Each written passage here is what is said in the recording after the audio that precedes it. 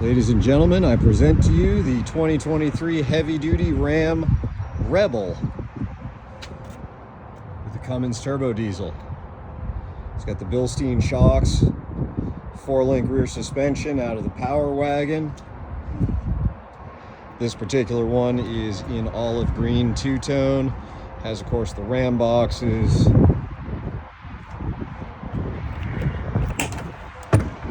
Some nice storage capacity in there.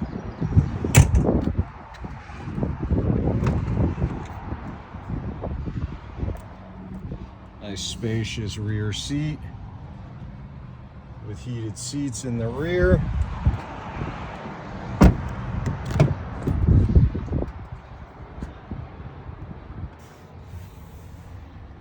Big 12-inch screen, the digital dash, heated and ventilated seats in the front.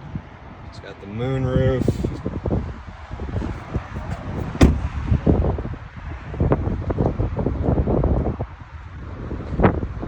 Just came in, just barely hitting the lot.